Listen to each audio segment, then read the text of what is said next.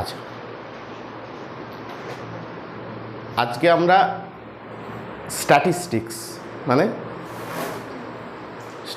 মানে কি রাশিবিজ্ঞান। আচ্ছা, রাশিবিজ্ঞান আমরা পড়াবো। তোমরা কি রাশিবিজ্ঞান সম্পর্কে কোনো আইডিয়া আছে, বা তোমাদের কোনো রাশিবিজ্ঞান ব্যাপারটা কি এরকম কোনো আইডিয়া আছে? রাশিবিজ্ঞান বা এই যে রাশিবিজ্ঞান আমরা পড়বো, কেনই বা রাশিবিজ্ঞান পড়বো, বা রাশিবিজ্ঞান থেকে আমরা কোন কোন বিষয়গুলো জানতে পারি, সহজ কথায় যদি বলি, কোনো আইডিয়া আছে? আচ্ছা, আমি বলে দিচ্ছি।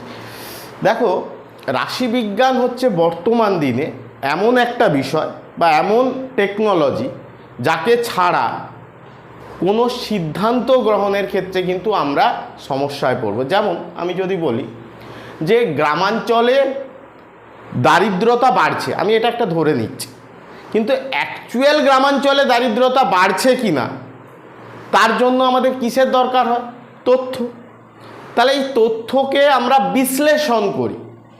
তাহলে সেই বিশ্লেষণ করা মানে কি না, যে তথ্যগুলো আমরা তুলে নিয়ে এলাম সেই তথ্যগুলোকে কিসে ফেলাবো না ফিল্টারে। ফিল্টার মানে অর্থনীতির বা স্ট্যাটিস্টিক্সের কিছু ফিল্টার আছে। ফিল্টার মানে আমরা সহজ কথায় বলি টেকনিক। যে টেকনিকের সাহায্যে আমরা যে তথ্যগুলো তুলে নিয়ে এসেছিলাম সেই তথ্যগুলোকে বিশ্লেষণ করে আমরা একটা সিদ্ধান্তে উপনীত হতে পারবো। যেমন যে উদাহরণ দিয়ে শুরু করলাম, যে গ্রামাঞ্চলে দারিদ্রতা বাড়ছে, অ্যাকচুয়ালি দারিদ্রতা বাড়ছে কিনা তার জন্য আমাকে কি করতে হয় না, কিছু তথ্য তুলে নিয়ে আসতে হয়। সেই তথ্যগুলোকে আমাকে বিশ্লেষণ করতে হয় এবং সেই বিশ্লেষণের যে রেজাল্ট, সেই রেজাল্টের উপর দাঁড়িয়ে আমরা বলতে পারি যে সত্যিই দারিদ্রতা বাড়ছে না দারিদ্রতা কমছে, বা কি ঘটনা আসলে হচ্ছে। এখনকার সময়ে দেখবে ডেটা সায়েন্স বলে একটা কথা চলে, বা ডেটা সায়েন্স বলে একটা বিষয় পড়ানো হয়, যে ডেটা সায়েন্সে কিন্তু মূলত তথ্য বিশ্লেষণ করা হয়, বা তথ্যকে ওই আতস কাঁচের নিচে ফেলিয়ে সিদ্ধান্তে পৌঁছানোর জন্য কিছু টেকনিক অ্যাপ্লাই করা হয়। কি স্ট্যাটিস্টিক্স এমন একটা বিষয় যেটাকে কিন্তু প্রত্যেকটা দপ্তর বা প্রত্যেকটা বিষয় এখন কিন্তু গ্রহণ করছে।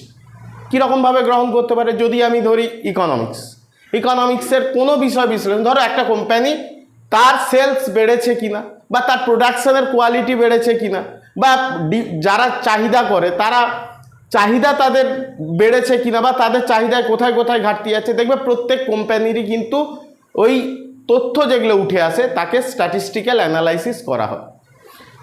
ঠিক সেই রকম জীববিদ্যাতেও কিন্তু স্ট্যাটিস্টিক্সের একটা বিরাট ব্যবহার আছে। বায়োস্ট্যাটিস্টিক্স বলে একটা কথা আছে, যে বায়োস্ট্যাটিস্টিক্সে কি করা হয় না, বিভিন্ন ঘটনা যেগুলো ঘটছে, ধরো করোনার সময় কি হয়েছিল, কতজন মানুষের মধ্যে কতজন অসুস্থ হয়েছে, তার মধ্যে কতজন মারা গেছে, কতজন জীবিত রয়েছে, করোনার পরবর্তীকালে তাদের কি অবস্থা আছে, এই সমস্ত তথ্যগুলোকে কিন্তু বিশ্লেষণ করে বিভিন্ন সিদ্ধান্তে আসা গেছে। যে করোনার সময় মৃত্যু হার বেশি ছিল, কারণ ধরা যায় 100 জনের মধ্যে 5 জন মারা গেছে।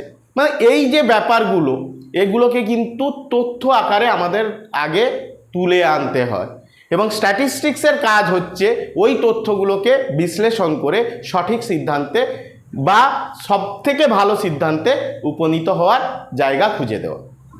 ক্লিয়ার? আচ্ছা, এইবার এই যে আমরা স্ট্যাটিস্টিক্স বলছি, স্ট্যাটিস্টিক্স রাশিবিদ্যা বলছি, রাশিবিদ্যার প্রথম একটা বিষয় আমাকে জানতে হবে শ্রেণীবিন্যাস বা ক্লাসিফিকেশন। কি বলছি? শ্রেণীবিন্যাস। তো প্রথম যে বিষয়টা নিয়ে আমরা আলোচনা করব সেটা হচ্ছে ক্লাসিফিকেশন, বা এই যে তথ্যগুলো আমরা নিয়ে আসব, এই তথ্যগুলো নিয়ে এসে কী করব, বা এই তথ্যগুলো যে আমরা আনব তার কিছু নির্দিষ্ট বিষয় আছে। কীরকম? উদাহরণ দিলে বুঝতে পারবে।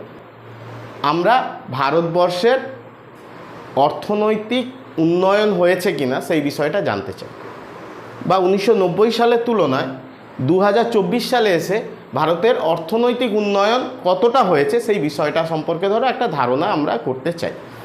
তো সেখানে আমাদেরকে অর্থনৈতিক উন্নয়নের সঙ্গে জড়িত যে বিষয়গুলো রয়েছে সেই বিষয়গুলো সম্পর্কে তথ্য সংগ্রহ করতে হবে।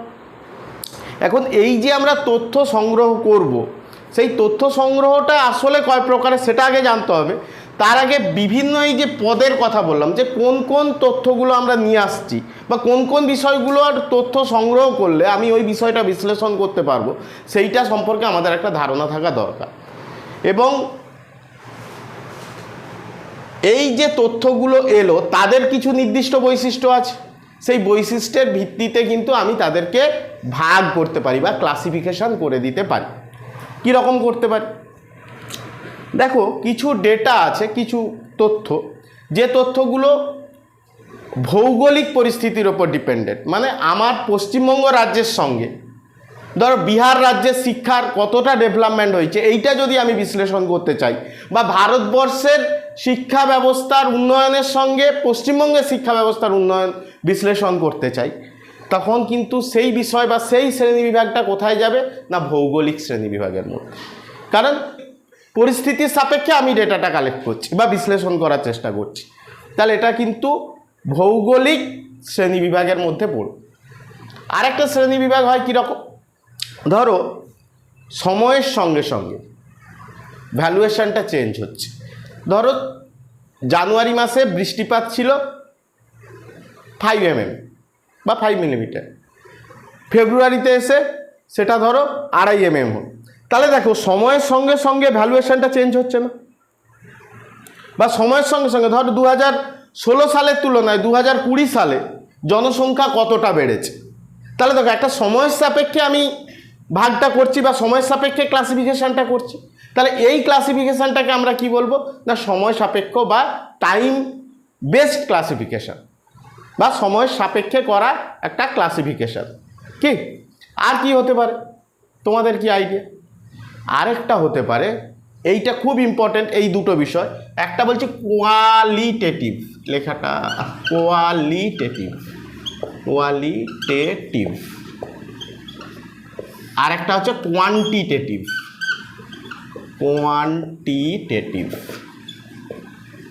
আচ্ছা, কোয়ালিটেটিভ আর কোয়ান্টিটেটিভ এই দুটো বিষয়কে আমি কি দিয়ে পরিমাপ করতে পারি, বা কোন এমন একটা বিষয় রয়েছে যেটা দিয়ে এই কোয়ালিটেটিভ ডেটা আর কোয়ান্টিটেটিভ ডেটাকে আমরা পার্থক্য করতে পারবো? তার আগে আমার জানা দরকার হোয়াট ইজ কোয়ালিটেটিভ আর হোয়াট ইজ কোয়ান্টিটেটিভ।